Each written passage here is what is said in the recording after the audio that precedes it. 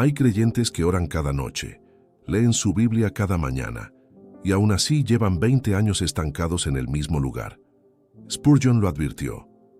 Existe un pecado que nunca se confiesa, porque ni siquiera se reconoce como pecado. Charles Spurgeon, el príncipe de los predicadores, decía que el alma que deja de crecer no siempre lo hace por rebeldía abierta, sino por una comodidad silenciosa que se disfraza de paz. Esa frase, escrita hace más de 100 años, describe con exactitud a miles de personas hoy. Personas que asisten a la iglesia, que oran, que cantan con los ojos cerrados y las manos levantadas, pero que en el fondo saben que algo no avanza, que la fe se volvió costumbre, que el corazón, sin que nadie lo note, se volvió tibio. Tal vez tú también lo has sentido, esa sensación extraña de estar haciendo todo correcto y sin embargo no ver ningún fruto nuevo, los mismos pecados de hace 5 años, las mismas luchas de hace 10, la misma oración repetida sin que nada cambie en tu interior. No es que Dios se haya alejado, es que muchas veces, sin darnos cuenta, dejamos de movernos hacia Él. Spurgeon solía advertir a su congregación sobre lo que él llamaba la religión de la rutina. Decía que un hombre puede asistir al templo toda su vida y morir tan lejos de Dios como el día en que nació, si su corazón nunca fue realmente confrontado.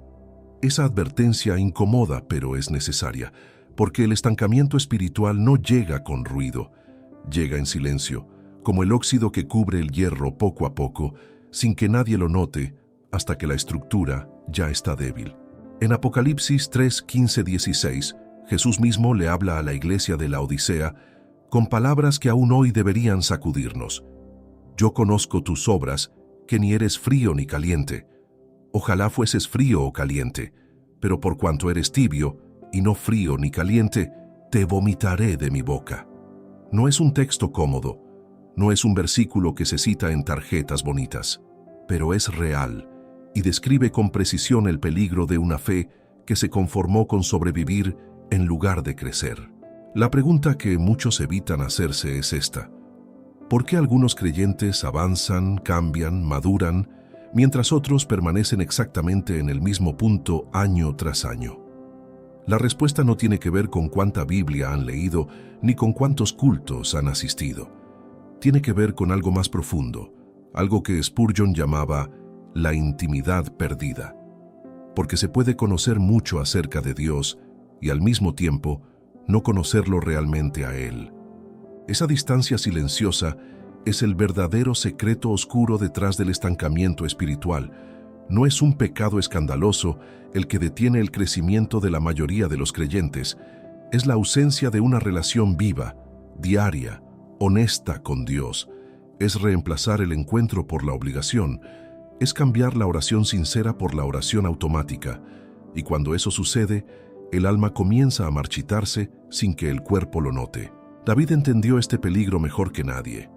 En el Salmo 42, 1-2 escribió: como el ciervo brama por las corrientes de las aguas, así clama por ti, oh Dios, el alma mía. Mi alma tiene sed de Dios, del Dios vivo. David no hablaba de rituales, hablaba de sed, de una necesidad real, física casi, de estar cerca de Dios. Esa sed es precisamente lo que muchos creyentes de hoy han perdido, sin siquiera notarlo. Spurgeon, en uno de sus sermones más recordados, dijo que el creyente que deja de buscar a Dios con hambre termina viviendo de las migajas de experiencias pasadas. Se apoya en un avivamiento que vivió hace años, en una oración contestada de otra temporada, en un testimonio que ya no refleja quién es hoy, y así, sin darse cuenta, comienza a vivir del pasado en lugar de caminar con Dios en el presente. Esto no significa que debas sentir culpa por leer esto. Significa que tal vez, por primera vez en mucho tiempo, alguien te está diciendo la verdad sin adornos. El estancamiento no es el final, es una señal, una alarma que Dios permite que suene para que vuelvas a buscarlo como al principio, con esa misma hambre que sentiste cuando lo conociste por primera vez. Piensa en cuántos años llevas repitiendo la misma oración de la noche, casi sin escucharte a ti mismo. Piensa en cuántas veces abriste la Biblia buscando algo nuevo y cerraste el libro sintiendo lo mismo de siempre. Eso no es debilidad. Es la señal de un alma que necesita ser despertada, no castigada. En Apocalipsis 2:4-5, Jesús le dice a la iglesia de Éfeso algo que resuena con fuerza en este tema. Pero tengo contra ti que has dejado tu primer amor. Recuerda de dónde has caído, y arrepiéntete, y haz las primeras obras. Ahí está la clave.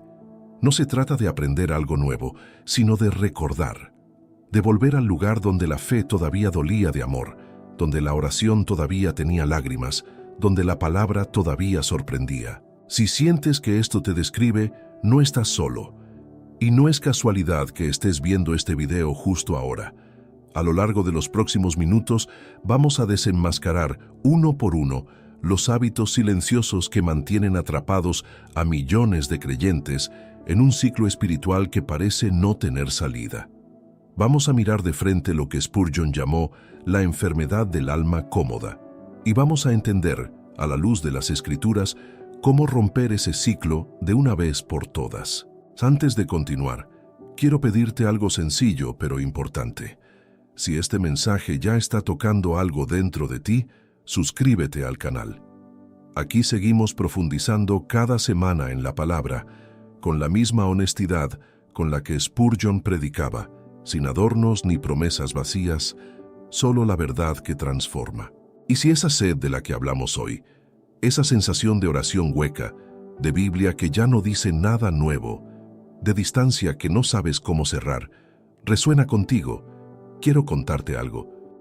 Preparamos una guía especial para acompañarte, paso a paso, en el camino de regreso a la intimidad con Dios. Se llama 21 días para restaurar tu intimidad con Dios. Y no es una teoría más sobre espiritualidad. Es un recorrido práctico, día por día, pensado exactamente para el creyente que siente la Biblia plana, la oración vacía y el corazón distante, aunque nunca haya dejado de congregarse. No es una fórmula mágica, es un camino probado para que vuelvas a sentir esa cercanía que quizás crees haber perdido para siempre. Adquiérela hoy mismo. El enlace está en el primer comentario fijado. No dejes pasar otra noche estancado cuando la restauración puede comenzar ahora mismo, antes de que termines de ver este video. El primer hábito silencioso que mantiene a un creyente atrapado no tiene nombre feo. No se llama pereza, ni rebeldía, ni incredulidad abierta. Se llama espera. Pero no la espera paciente que enseña la Biblia, sino una espera disfrazada, una pasividad que se viste de humildad para justificar la inmovilidad del alma. Es el creyente que dice, estoy esperando en Dios cuando en realidad dejó de buscar, que dice todo a su tiempo para no enfrentar lo que Dios ya le mostró hace meses, que repite versículos sobre la paciencia mientras evita, con precisión casi profesional, cualquier decisión que le exija cambiar. Esa espera no es fe, es comodidad con lenguaje espiritual. Lo curioso es que este tipo de espera casi nunca se cuestiona a sí misma. Se siente correcta, se siente prudente, y ahí está su verdadero peligro.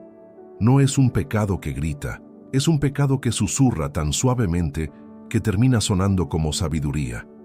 Santiago lo dijo sin rodeos en Santiago 1:22, sed hacedores de la palabra y no tan solamente oidores, engañándoos a vosotros mismos. Ahí está el núcleo del problema. Muchos creyentes escuchan predicaciones, leen devocionales, comparten versículos y sienten que eso equivale a obedecer.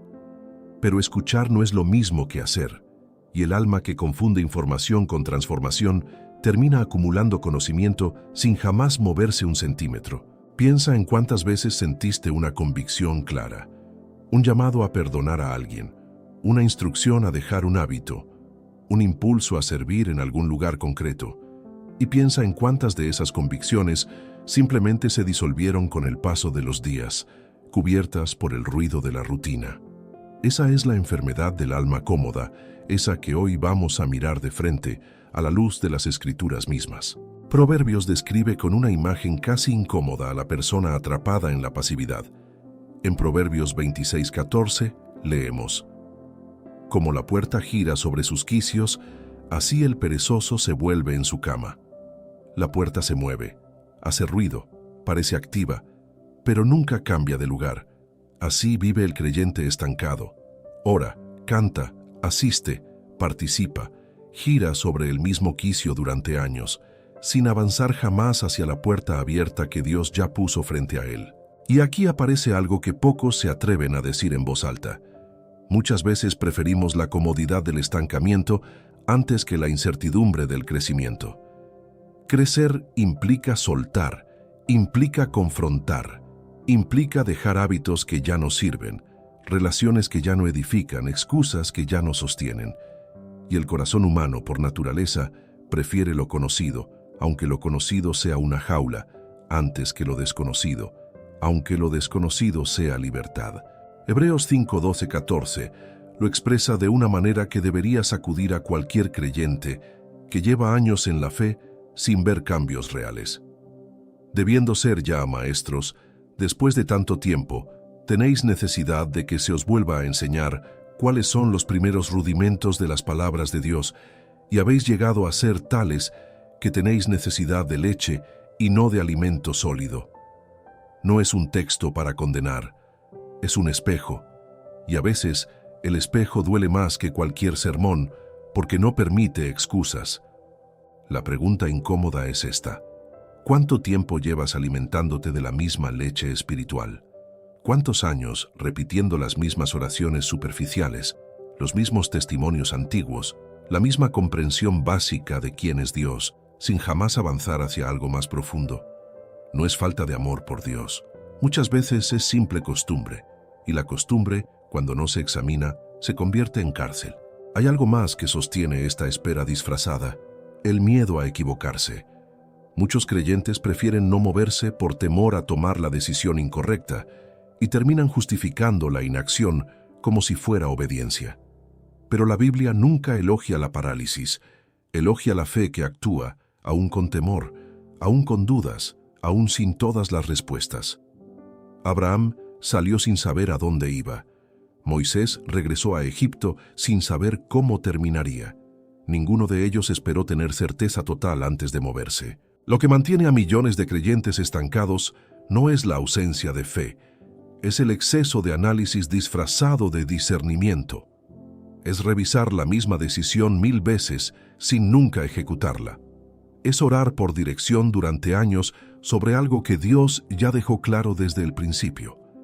Es usar la oración como excusa para posponer, en lugar de usarla como puente hacia la obediencia. Y mientras tanto, la vida sigue. Los años pasan. Las oportunidades que Dios puso delante se marchitan por falta de acción, y el creyente sigue orando por lo mismo, sin notar que la respuesta ya fue dada hace mucho tiempo. Y aquí está la parte más difícil de aceptar. Nadie más puede romper este ciclo por ti. Ni el pastor, ni la congregación, ni siquiera este video. Solo tú, frente a Dios, decidiendo finalmente moverte del lugar donde llevas años girando sin avanzar. La palabra ya fue dicha. La convicción ya fue sentida. Lo único que falta es la obediencia, simple y directa, sin más rodeos ni más excusas disfrazadas de espiritualidad. Hay quienes justifican esta parálisis diciendo que están cuidando su corazón, que prefieren no arriesgarse a fallarle a Dios. Pero detrás de ese cuidado, muchas veces, se esconde simplemente el temor a dejar la zona conocida. Es más fácil hablar de discernimiento que enfrentar la incomodidad de un cambio real. Es más cómodo orar por sabiduría durante meses que tomar la decisión que esa misma sabiduría ya te mostró desde el primer día. Otros justifican la inacción culpando las circunstancias. Dicen que no es el momento correcto, que las finanzas no alcanzan, que la familia no entendería, que el trabajo no lo permite. Y aunque algunas de esas razones puedan tener algo de verdad, la mayoría de las veces son simplemente el disfraz elegante del miedo. Dios rara vez espera condiciones perfectas para actuar a través de alguien. Espera disposición. Nota cómo Jonás no esperó tener todas las respuestas para huir hacia Tarsis, pero sí necesitó pasar 3 días en el vientre de un gran pez para finalmente moverse hacia Nínive, tal como Dios se lo había pedido desde el principio. A veces el estancamiento no termina por convicción, termina porque las circunstancias se vuelven tan incómodas que ya no queda otra opción que obedecer. Pero no tiene por qué llegar hasta ese punto. La obediencia puede llegar hoy, antes de la tormenta, no después de ella. Puede llegar en esta misma noche mientras escuchas esto, sin esperar a que la vida te obligue a moverte de la manera más dolorosa posible. Hay un segundo hábito, todavía más escondido que el primero, porque este no se disfraza de paciencia, se disfraza de paz. Es el resentimiento que un creyente carga durante años, convencido de que ya lo superó, cuando en realidad solo aprendió a no hablar de él. Es esa ofensa que sucedió hace 10, 15, 20 años y que sigue apareciendo cada vez que se menciona el nombre de esa persona. Es ese «ya lo perdoné» que se repite con la boca, mientras el corazón todavía guarda la cuenta exacta de cada herida. Muchos creyentes confunden el silencio con la sanidad y viven años enteros creyendo que superaron algo que en realidad solo enterraron vivo. Jesús fue directo con este tema, sin dejar espacio para interpretaciones cómodas. En Mateo 6, 14, 15 dijo: «Porque si perdonáis a los hombres sus ofensas, os perdonará también a vosotros vuestro Padre Celestial. Mas si no perdonáis a los hombres sus ofensas, tampoco vuestro Padre os perdonará vuestras ofensas». No es una sugerencia, es una condición que Jesús mismo estableció y que muchos prefieren ignorar porque resulta incómoda. El problema no es solo teológico, es profundamente práctico. Un corazón que guarda resentimiento gasta una cantidad enorme de energía espiritual manteniendo esa herida viva.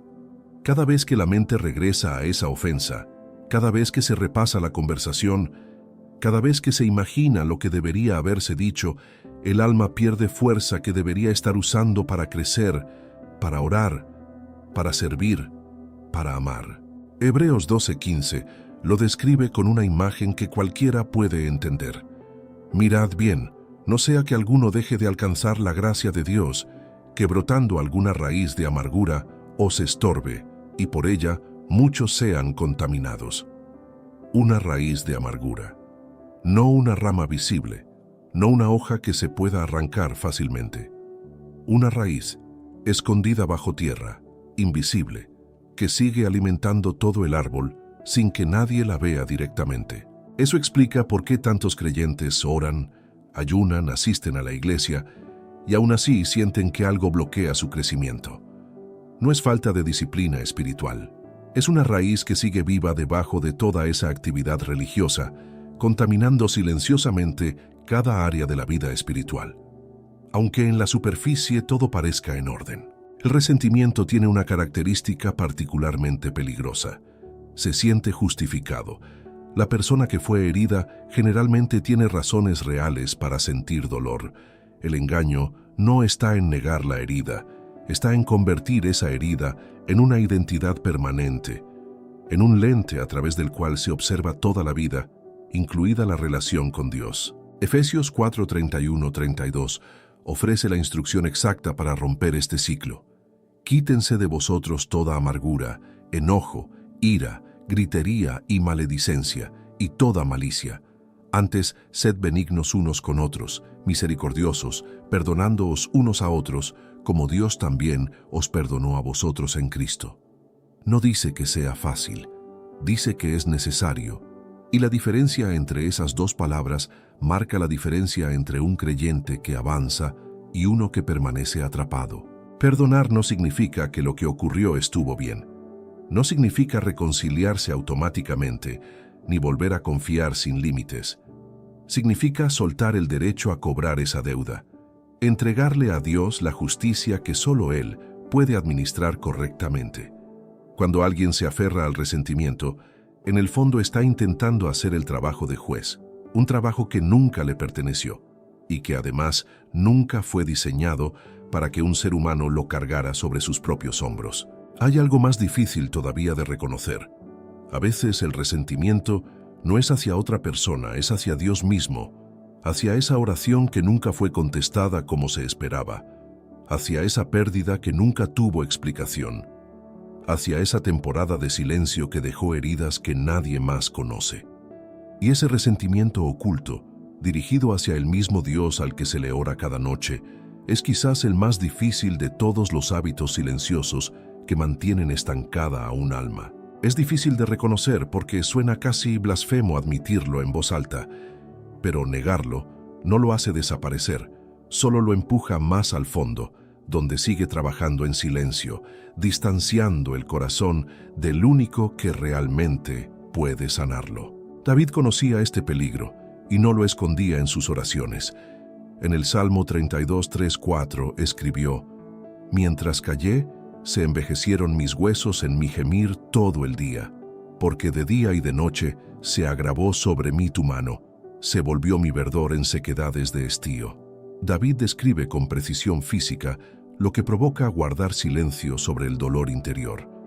El cuerpo lo siente, el alma se seca, la vida pierde color, aunque por fuera todo parezca normal. Muchos creyentes viven exactamente esa sequedad sin saber nombrarla. Se preguntan por qué la oración se siente vacía, por qué la palabra ya no toca nada por dentro, por qué la adoración se volvió un ejercicio mecánico. Y la respuesta, casi siempre, no está en la falta de disciplina espiritual, sino en algo que nunca fue confesado, en un dolor que nunca fue llevado honestamente delante de Dios, sino simplemente ignorado con la esperanza de que el tiempo lo borrara solo. El tiempo, sin embargo, no sana lo que nunca fue entregado. El tiempo simplemente entierra el dolor más profundo, lo cubre con capas de rutina, de ocupación, de vida cotidiana, hasta que parece haber desaparecido.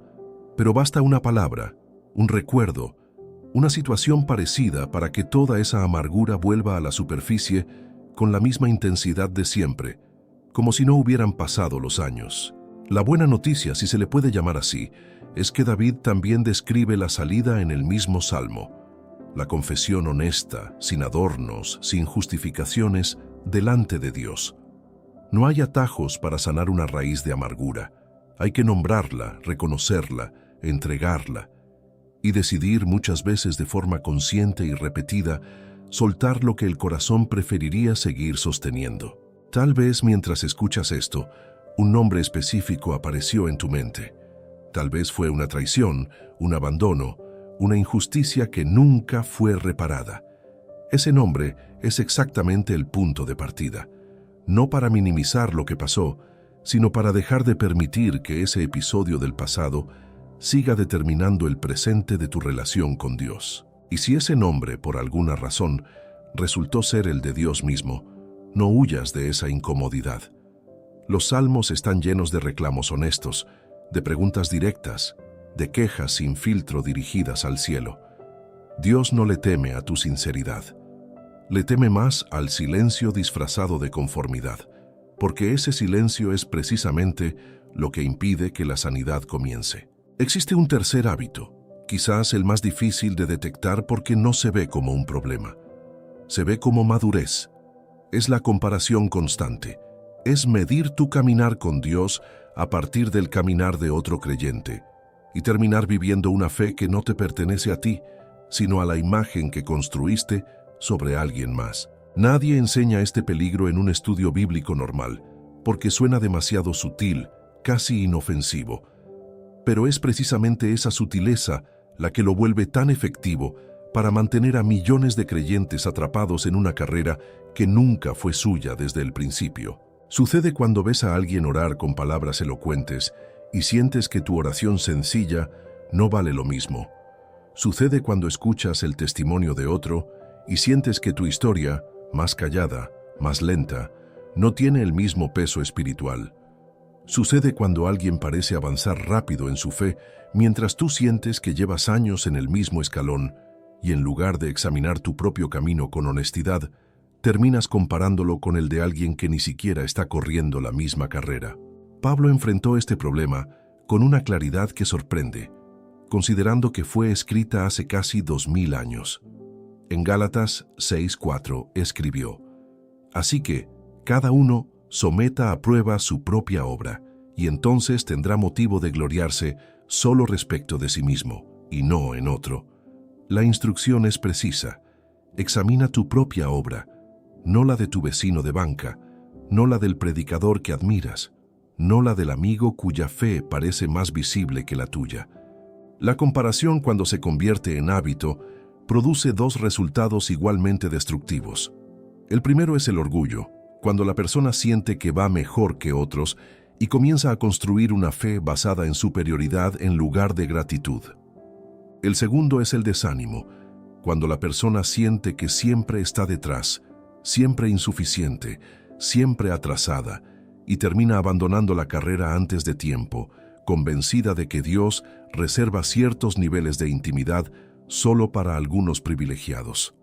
Ambos extremos, aunque parezcan opuestos, nacen exactamente de la misma raíz enferma. Ninguno de esos dos resultados viene de Dios. Ambos vienen de un enemigo que sabe perfectamente que un creyente enfocado en compararse jamás estará enfocado en crecer. La energía que debería usarse para buscar a Dios se desvía hacia observar, medir, calcular y juzgar el caminar de otro. Un caminar que además nunca podrás conocer completamente, porque solo ves lo que la otra persona decide mostrar. Hoy este hábito encontró un terreno perfecto para multiplicarse: las redes sociales, fotos de devocionales perfectamente organizados, testimonios editados para mostrar solo el momento de la victoria, versículos publicados con letra elegante sobre fondos cuidadosamente escogidos. Nadie publica la noche que pasó llorando sin respuestas, ni la semana entera sin abrir la Biblia, ni la oración que salió más como reclamo que como adoración. Comparar tu caminar real, con todas sus caídas, contra la versión editada del caminar de otro, es una trampa asegurada para el desánimo. Esto conecta directamente con otro fenómeno que las Escrituras señalan con fuerza: la religión de la apariencia. Jesús confrontó esto abiertamente en Mateo 6:1. Guardaos de hacer vuestra justicia delante de los hombres, para ser vistos de ellos. De otra manera, no tendréis recompensa de vuestro Padre que está en los cielos. La comparación y la actuación para la audiencia caminan tomadas de la mano.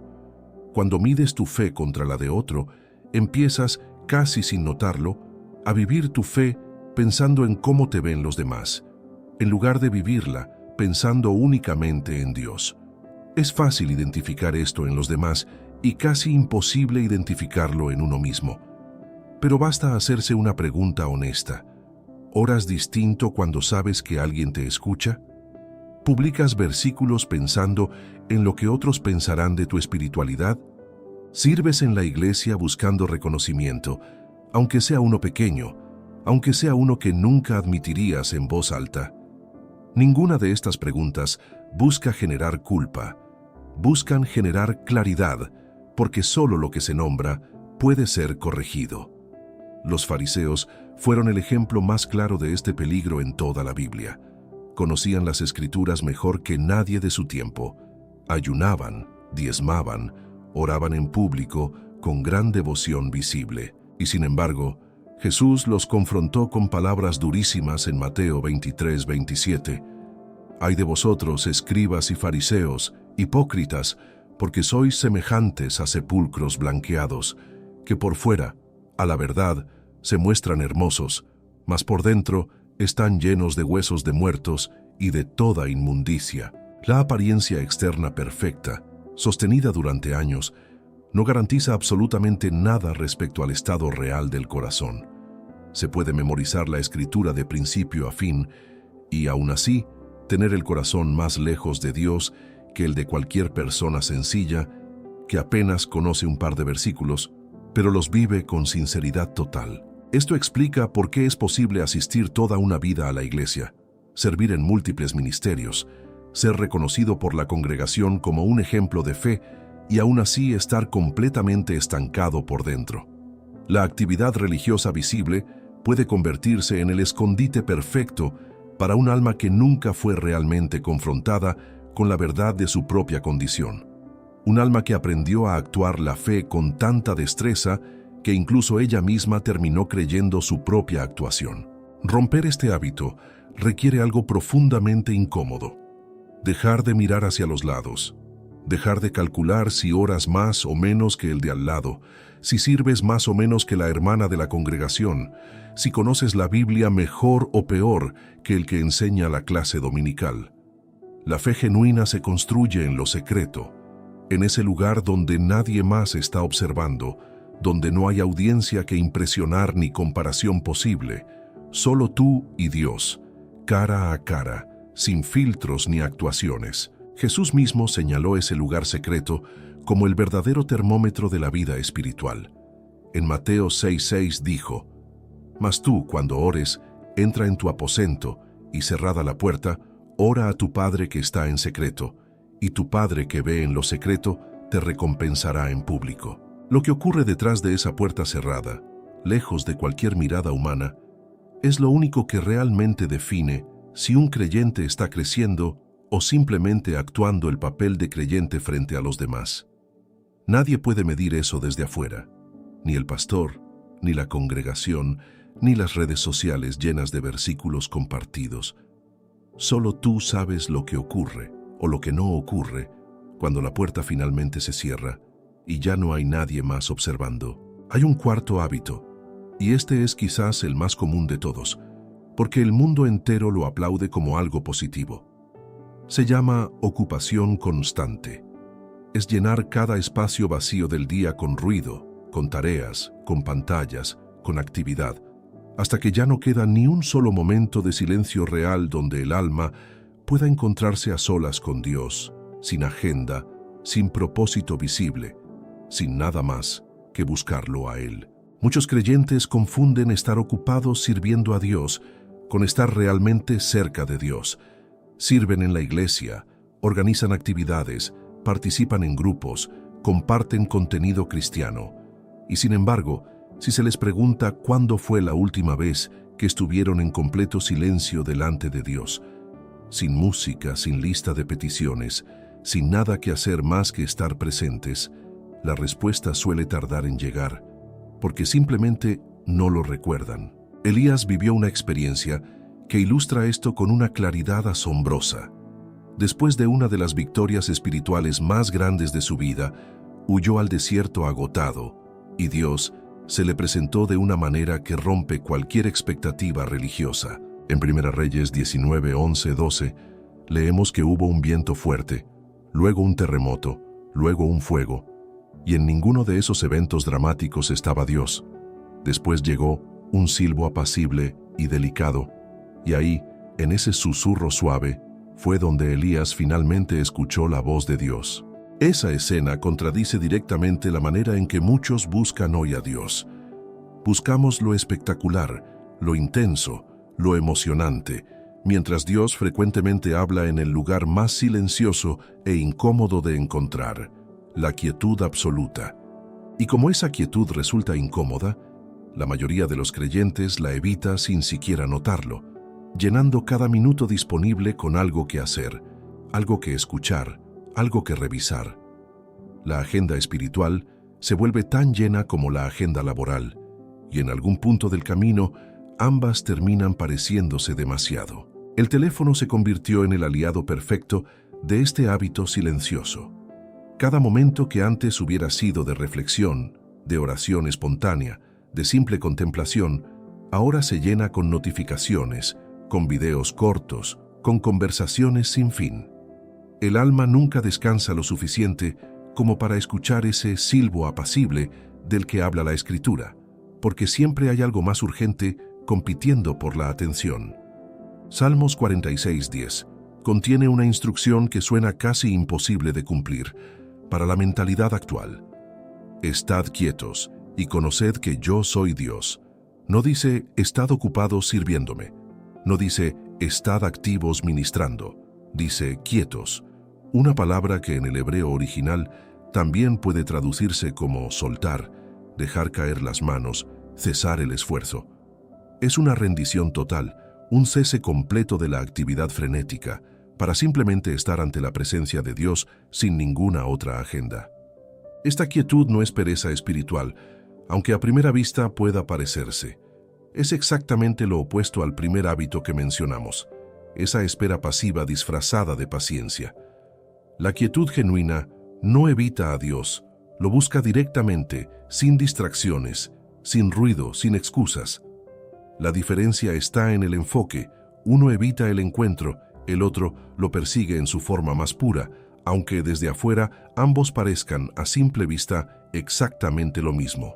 Marta y María ilustran perfectamente esta tensión en Lucas 10:38-42. Marta se afanaba sirviendo, ocupada en múltiples tareas, mientras María simplemente se sentó a los pies de Jesús para escucharlo. Y la respuesta de Jesús sorprende a cualquiera que crea que la actividad religiosa siempre es sinónimo de cercanía con Dios. Marta, Marta, afanada y turbada estás con muchas cosas, pero solo una cosa es necesaria, y María ha escogido la buena parte, la cual no le será quitada. Esa frase debería incomodar a cualquier creyente que mide su cercanía con Dios exclusivamente por su nivel de actividad.